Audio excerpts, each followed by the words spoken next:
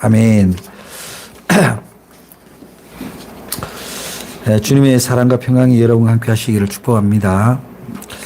오늘은 이제 주님이 가르쳐 주신 기도를 우리가 다시 깨닫게 되는 네 번째 시간입니다. 오늘은 하나님의 뜻이 지금 이곳에라는 제목으로 서로 은혜를 나누도록 하겠습니다. 지난주에 말씀드린 대로 하나님의 나라는 하나님의 뜻이 이루어지는 나라를 말합니다. 하나님 나라가 다른 데처럼 영토적 개념이 아니라 주권적 개념이다. 이렇게 말씀을 드렸습니다. 즉 하나님의 주권이 통치되는 곳이 바로 하나님의 나라라고 할 때 그것은 다름이 아니라 하나님의 통치가 우리를 통해서, 우리는 말하자면 땅으로 사는 사람이죠. 우리를 통해서 이루어지는 것이 바로 하나님 나라가 이루어지는 것입니다. 즉 하나님의 뜻이 우리를 통해서 이루어질 때 그것이 하나님 나라가 이 땅에 임하는 것이고 하나님 뜻이 이루어지는 것이다. 이렇게 볼 수 있는 것이죠. 그래서 우리는 주님이 이제 기도를 가르쳐 주시면서 먼저 하나님을 아버지라고, 즉 기도의 대상을 명백히 정해 주셨고 아버지라는 친밀한 관계를 형성해 주셨습니다. 그 다음에 두 번째가 이제 기도 제목인데 나라가 임한다.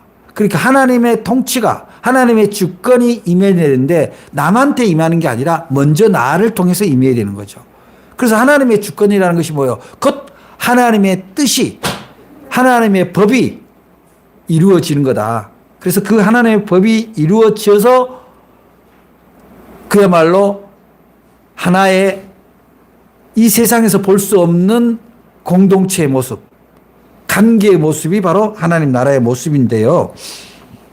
그래서 하나님의 뜻이 이루어지려면 어떻게 되어야 되냐면은, 즉 하나님의 말씀이, 하나님의 법이 막힘이 없이 말하자면 흘러가야 돼요. 그리고 그것이 이루어져야 돼요. 가둬지거나 흘러가던 것이 왜곡돼서 엉뚱한 데로 가면은 결국 그것에는 하나님의 뜻이 이루어질 수가 없다, 이런 얘기죠. 그래서 주님께서는 이미 하나님 나라 하늘에서는, 하나님이 계신 곳에는 이미 다 이루어졌으니 이제 이곳에서도 하나님 나라가, 즉 하나님의 뜻이 이루어지기를 원하고 그것이 굉장히 중요한 기도 제목이다라는 것을 이제 제자들에게 일러주신 거예요. 그래서 우리의 기도는 결국은 하나님의 뜻이 우리를 통해서, 하나님 믿는 신자를 통해서 이루어지는 것이 굉장히 중요한 기도 제목이다. 그런 것을 말씀하고 있는 겁니다. 그런데 어떻게 됐습니까? 원래 하나님이 만들었던 처음에 이 세상은 정말 평화롭고 하나님과 언제나 소통이 가능하고 서로가 원수가 없었습니다. 그런데 인간의 원죄, 즉 모든 것을 자기가 판단하고 싶고 자기가 선악을 분별하고 싶어하는 그 선악과 사건이 결국은 우리 인간들이 하나님의 뜻을 막는 그런 죄의 출발이 된 거죠. 그 유전자는 인류 역사 이래 꾸준히 우리가 물려받고 있습니다.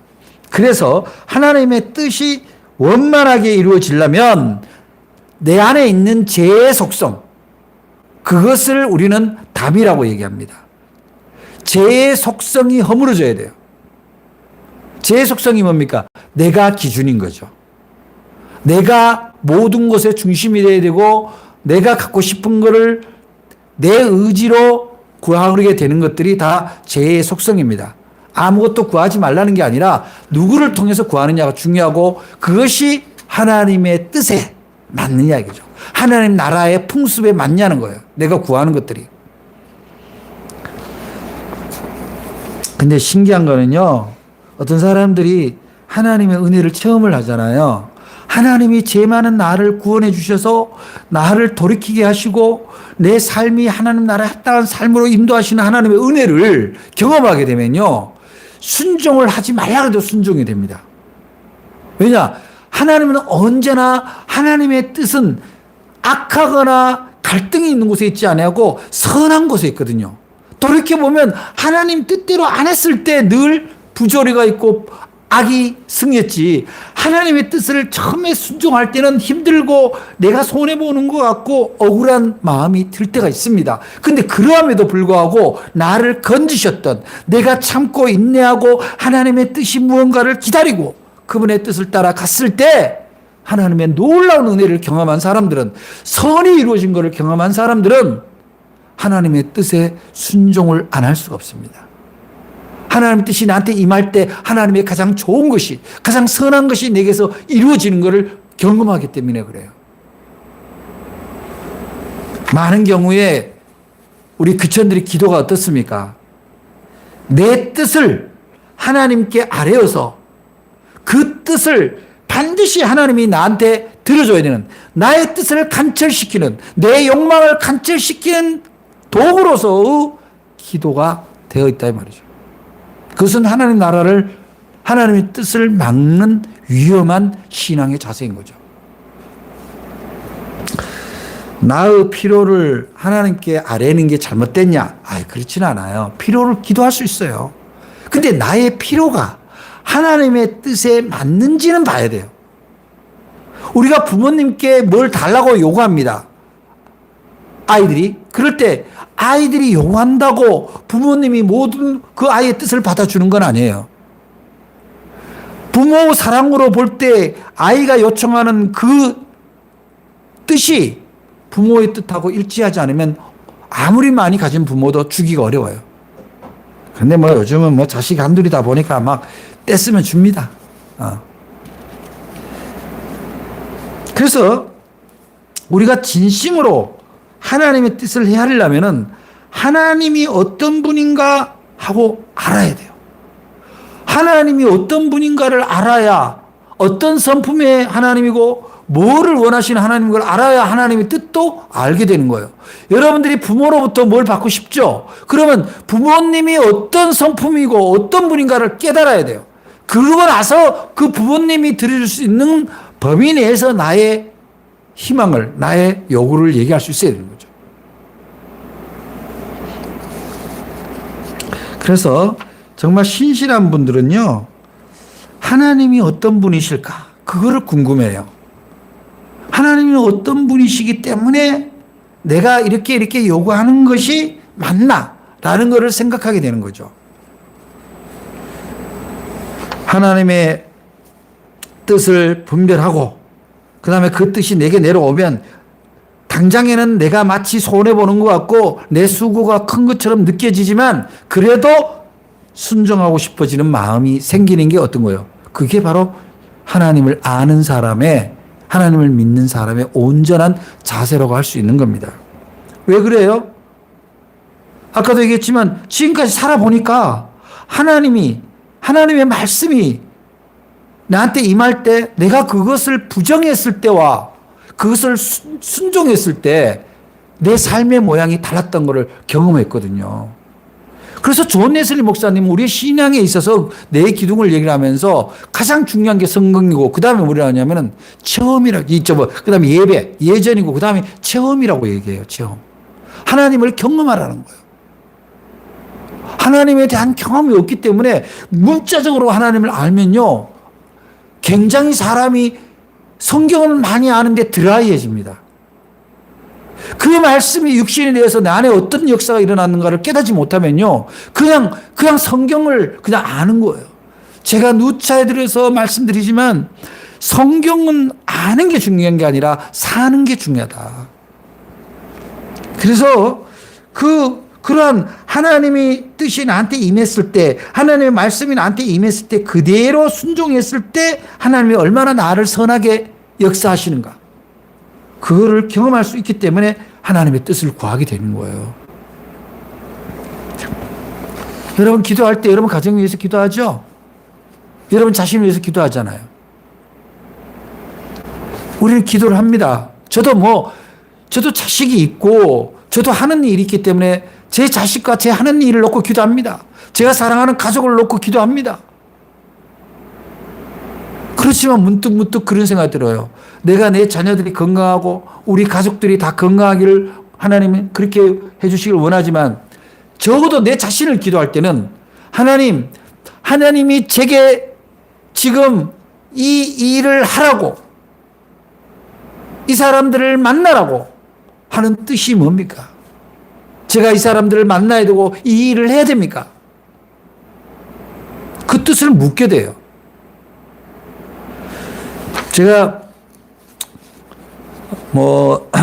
다른 목회자나 다른 이제 사람들이 잘 이해 못할 수 있어요. 제가 여기저기 이렇게 봉사활동을 하는데요. 그 봉사활동을 할 때 목사잖아요. 크리스천이잖아요. 하나님, 제가 이 일을 하는 것에 있어서 하나님의 뜻이 임해 있습니까? 라고 물어보지 않을 수가 없어요. 가끔은 하기 싫습니다. 번거로워요. 부담이 됩니다. 그럼에도 불구하고 기도를 하면 내가 너에게 준 기회다. 어떤 기회일까요? 하나님한테 묻죠. 내 뜻이 너를 통해서 네가 있는 그곳에서 이루어지도록 하는 그 기회를 내가 너에게 준다는 거예요. 놀라운 은혜입니다. 하나님의 뜻이 이루어지는 기회를 하나님의 종에게 준다는 것, 하나님의 자녀에게 준다는 것, 하나님의 일꾼에게 준다는 것, 이것처럼 놀라운 은총이 어디 있습니까? 선택받은 거예요. 저는 그렇기 때문에 제가 선택한 것은 하나님이 내게 뜻이 임했다고 믿기 때문에 한 번도 뒤로 빠꾸 하지 않습니다. 수많은 유혹이 있습니다. 때려칠까? 그렇게 안 되는 거예요. 제가 어떤 선한 계획을 세우더라도 그거는 내가 생각했을 때 선한 계획이에요. 근데 그 선하다는 기준이 하나님의 말씀을 따라 하나님의 뜻을 따라서 깨닫지 않으면요, 자기가 그 하는 일을 선으로 포장하게 됩니다. 이걸 우리는 자기의라고 얘기합니다. 우리 안에 자기의가 없습니까? 자기의가 있는 사람의 특징이 뭡니까? 다른 사람의 이야기를 안 듣는다는 거죠. 하나님께 묻지 않는다는 거예요. 이 하나님의 뜻을 구한다는 건 우선은 이런 겁니다. 내가 먼저 겸손해지는 거예요. 겸손해지는 거예요. 낮아지는 겁니다. 내 판단을 유보하는 거예요. 내 주권을 잠시 내려놓고 하나님의 주권을 먼저 생각하는 겁니다. 그게 하나님의 뜻이 이 땅에서 이루어지는 첩경이에요. 출발입니다. 그러면 하나님 뜻은 뭡니까? 우리가 하나님 뜻이 뭔지를 깨달아야 되잖아요. 그냥 무조건 막연하게 하나님 뜻 이렇게 해서는 안 되죠. 하나님 뜻이란 게 뭐예요? 우리가 자녀들한테 얘기합니다. 얘야, 너는 이렇게 했으면 좋겠어. 그리고 희망을 얘기합니다. 그 희망을 얘기를 할 때 그 안에는 부모가 생각하는 자녀에 대한 미래가 있는 거예요. 그렇지 않습니까? 부모가 생각하는 그 아이의 인생이 있는 거예요. 부모가 생각하는 그 아이의 인생은 그 아이를 통해서 빨대 꽂고 무슨 뽑아먹자는 게 아니잖아요. 내 자녀가 세상 속에서 건강한 사람으로, 신실한 사람으로, 인정받는 사람으로, 공동체에서 평화를 나누는 사람으로 살아가는, 능력이 인정받는 그런 사람으로 살아가기를 원하는 거예요. 그런 뜻과 계획이 있는 거예요. 하나님도 저는 마찬가지라고 생각합니다. 하나님 나라는 여기저기에 십자가 세우고 교회를 세우라는 의미가 아니에요.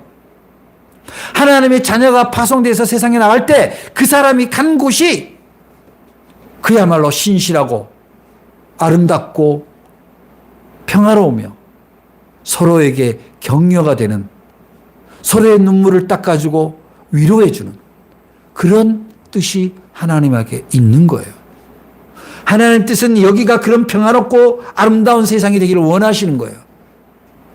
교회만 평화로우면 됩니까? 심지어 요즘 교회도 별로 평화롭지 않습니다만은 내가 사는 그 집과 가족과 일터, 그리고 오고 가는 내가 사는 이웃들, 그들 가운데도 하나님의 나라가 같이 임해야 된다는 거죠. 그 하나님 나라를 일구어 가는데, 하나님의 나라의 모습을 보여주는데 내가 뭘 할 건가가 하나님의 뜻입니다. 하나님의 계획이에요. 여러분, 여러분의 삶에 하나님의 계획이 임재하게 되기를 주의 이름으로 축복합니다. 예레미야 51장 29절에 보면 이런 말씀이 있어요. 땅이 진동하며 소용돌이 치나니 이는 여호와께서 바벨론을 쳐서 그 땅으로 항폐하여 주민이 없게 할 계획이 있었습니다. 성경은 하나님의 계획이 섰다 이렇게 얘기합니다. 하나님의 계획이 있다라는 거예요. 하나님이 계획을 세워서 뜻을 하나님의 종들에게, 하나님의 자녀들에게 준다는 사실입니다. 이사야서 14장 24절에는 만군의 여호와께서 맹세하여 이르시되 내가 생각한 것이 반드시 되며 내가 경영한 것을 반드시 이루리라. 즉 하나님은 계획하고 경영하고 이루신다는 사실을 성경은 우리에게 분명히 말씀하고 있습니다. 즉 하나님은 하나님이 창조한 모든 것을 하나님의 선한 뜻을 담아두셨다. 그래서 이거를 범신론이 아니라 범죄 내신론이다 이렇게 해요. 그러니까 모든 사물과 생명들에게는 하나님의 뜻이 임재되어 있다. 그 임재 하나님의 뜻이 뭐냐? 선한 뜻이다. 선한 거다. 가장 선한 거는 뭐예요? 지난번에도 말씀드렸지만 선자를 보면은 양머리변에 풀초에다가 입구예요. 한자가. 그러니까 양들에게 풀을 먹이는 그런 그야말로 나눔이 있는 생명이 있는 그런 하나님의 선한 계획이 나를 통해서 있다. 우리가 요즘에 뭐 꼭 먹는 것만 육신이 먹는 것만 먹는 거라 하지 않잖아요. 영의 양식, 마음의 양식, 위로의 양식, 새 힘을 주는 희망의 양식이 사람들에게는 다 필요하거든요. 그것을 하나님이 우리를 통해서 나누게 하고 있다. 그리스도인들에게 하나님의 뜻과 뜻이 있다면, 하나님의 목적과 계획이 있다면 그것은 바로 그러한 삶입니다. 예수님이 갈릴리 바닷가에서 베드로에게 한 얘기가 뭐예요? 네가 나를 사랑하느냐? 그러면 내 양을 먹이라는 거 아닙니까? 내 양을 돌보라는 거 아닙니까? 내 양을 치라는 거 아닙니까? 여러분은 여러분 주변에 하나님의 양들을 얼마나 돌보고 얼마나 사랑하고 있습니까? 그것이 바로 하나님의 뜻과 계획. 그리고 그 일을 할 때 하나님이 친히 경영하고 이루어진다는 사실입니다. 우리가 참 주어진 생명의 시간을 자기 욕망을 채우는 일로, 자기 신념을 드러내는 일로 허비하는 것이 얼마나 안타까운지 모릅니다.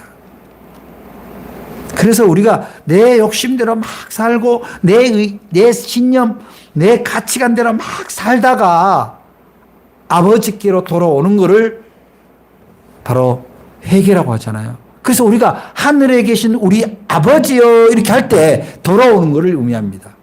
내 마음대로 가던 것에서 내가 내 아버지 뜻, 하나님의 뜻 안으로 내가 돌아왔다. 여러분이 하나님의 뜻을 구한다면 하나님께로 먼저 돌아오시기 바랍니다. 그래서 하나님의 뜻을 어떻게 하느냐? 이 하나님의 뜻을 분별하는 게 얼마나 중요하면 사도 바울은 로마서 12장 2절에서 이렇게 얘기해요.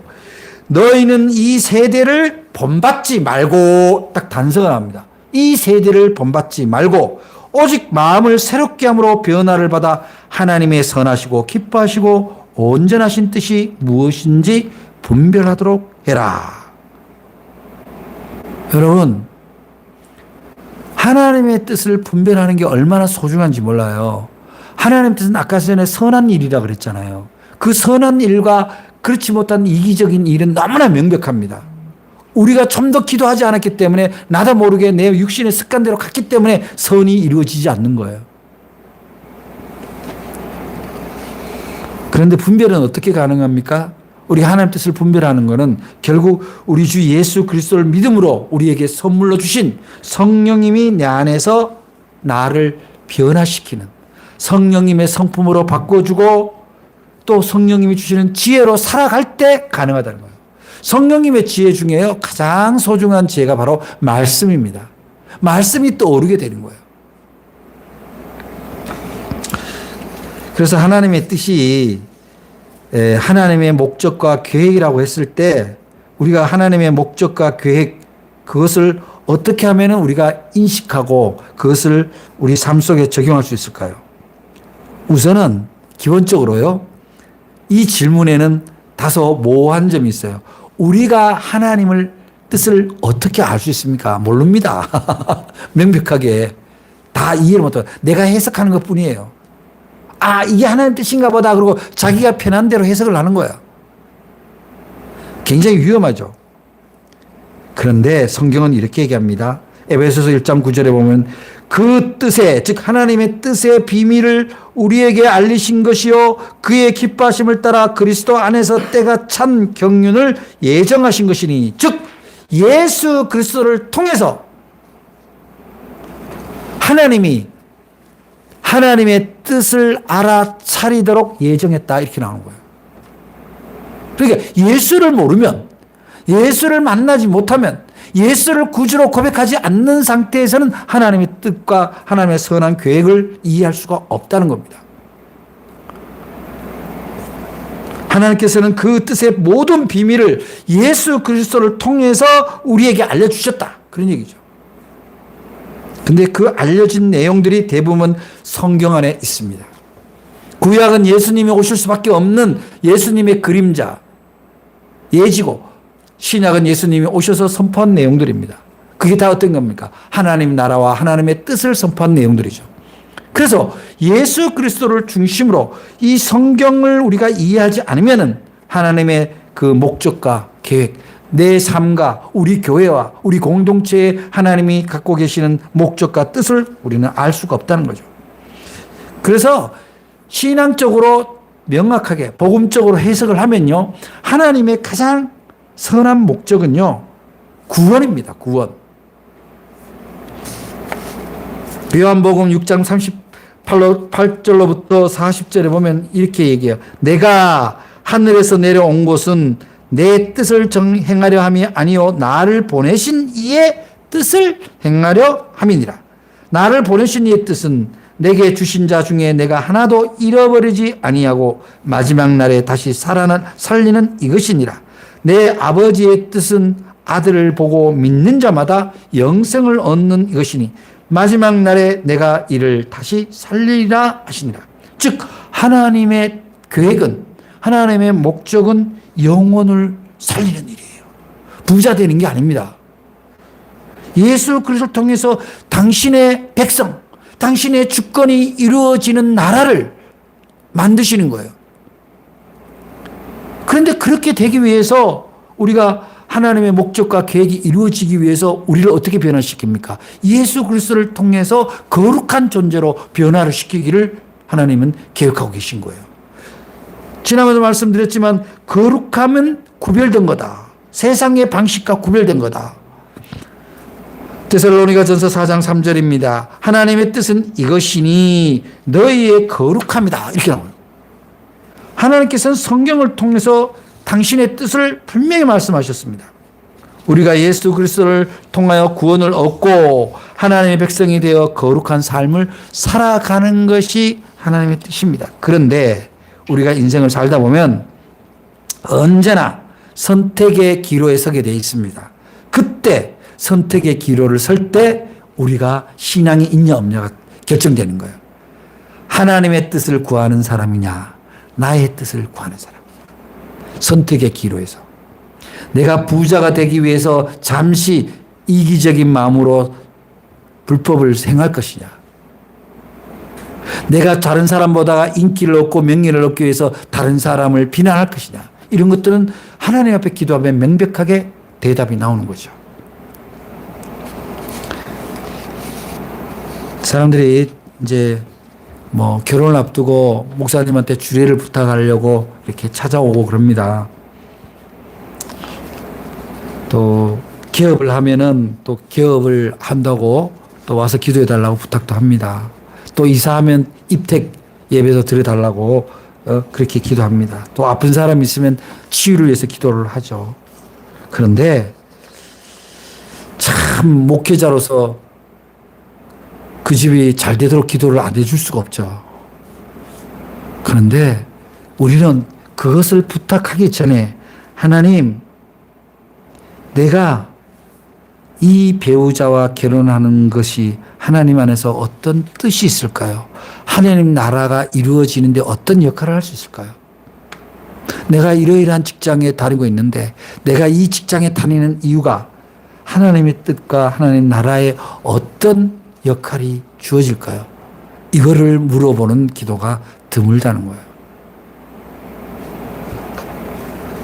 우리가 하나님 앞에 뜻을 구할 때 우리가 주로 요구하는 모든 기도의 내용들을 보면은 대부분의 육신의 필요를 구할 때가 많습니다. 그것이 필요 없다는 건 아닙니다. 그 육신의 요구와 함께 그것이 이루어졌을 때 나는 어떠한 하나님의 사람으로 하나님의 뜻으로 살아갈 것인가가 하나님 앞에 내려져 있어야 된다. 그런데 기도를 하다 보면은요, 바로 우리가 말씀 가운데 하나님의 성경에 기록된 하나님의 말씀 가운데서 우리가 떠오르게 됩니다. 말씀이 없는 현몽이니 무슨 영감이니 이런 것들은 다 위험한 거예요. 자기가 요구하고 기대하는 무의식 속에 있는 것들을 긁어와서 마치 하나님의 응답처럼 오해할 수가 있습니다. 하나님은 기도를 하고 하나님의 뜻을 구할 때 나의 욕망이 가깝게 응답됐을 때일수록 경계해야 돼요. 하나님은 우리에게 그러한 말씀을 통해서 기도를 통해서 우리를 그냥 종교에 말하자면 마비된 체면이 걸린 존재가 아니라 그렇게 함으로써 오히려 더 분별력 있고 이성적인 행동을 합리적인 판단을 할 수 있도록 지혜를 주시는 거예요. 하나님을 온전히 믿고 예수님을 온전히 따르는 사람일수록 다른 사람한테 설명 가능한 삶을 삽니다. 기독교는 신비의 종교의 제일 첨단에 있지만 그렇다고 신비한 현상을 추구하는 종교는 아니에요. 기독교는 하나님 나라를 추구하는 곳이에요. 하나님의 뜻이 임재하는 것을 추구해요. 그것은 바로 하나님의 사랑이 나를 통해서 다른 사람에게 흘러가는 겁니다. 그래서 하나님의 뜻이 이 땅에서 이루어진다는 것은 무엇을 의미하는 겁니까? 바로 하나님의 뜻이 나한테서 흘러가기 위해서는 내가 하나님의 뜻에 순종을 해야 된다는 것을 전제해야 하는 거예요. 내가 하나님의 말씀에 순종하지 않고서는 복음을 완전히 전적으로 받아들이지 않고서는 하나님의 뜻이 나를 통해서 흘러갈 수가 없어요. 근데 많은 사람들이 자기의 뜻을 하나님께 관찰합니다. 40일 금식 기도를 하는 이유가 뭡니까? 하나님 제가 이런 일을 했는데 하나님이 도와주세요라고 금식 기도한다면 그 기도의 방향이 대단히 잘못됐다는 사실입니다. 금식은 결박을 푸는 거라고 했어요.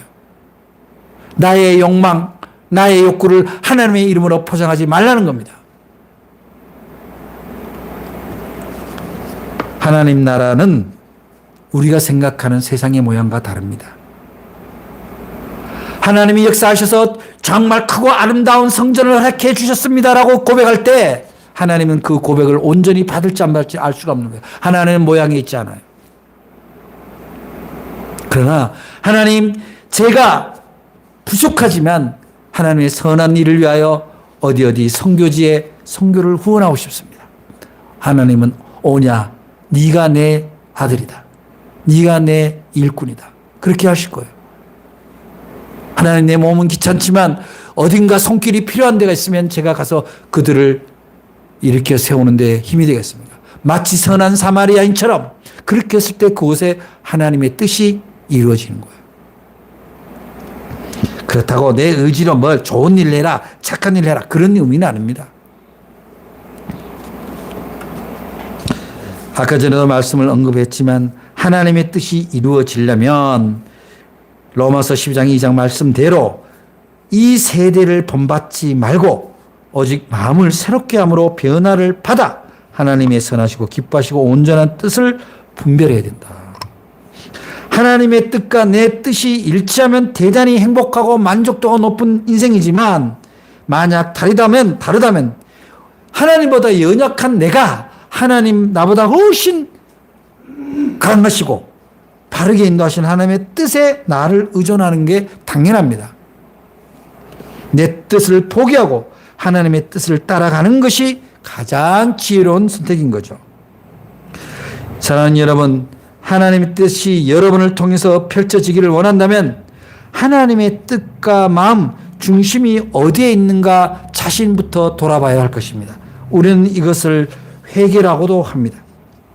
하나님이 무엇을 원하시는지, 무엇을 기뻐하시는지 그것을 우리가 묻고 또 묵상할 수 있어야 합니다. 그러한 깨달음을 따라 자신의 인생의 방향과 목표를 하나님의 중심으로 그렇게 맞춰가는 거죠. 하나님의 뜻을 안다면 그 사람의 모습은 하나님의 본질은 사랑이니 사랑으로 나아갈 수밖에 없다는 겁니다. 성경은 사랑에 대해서 굉장히 중요시하고 있죠. 성경을 그대로 짜면은 사랑이란 방울이 가장 크게 나옵니다. 그 사랑이 넘치는 곳이 하나님의 나라입니다. 그래서 우리는 우리 주님이 우리에게 말씀하신 대로 내가 너희를 사랑한 것 같이 너희도 서로 사랑하라는 말씀이 하나님 나라의 모습이고 하나님이 거룩하니 너희도 거룩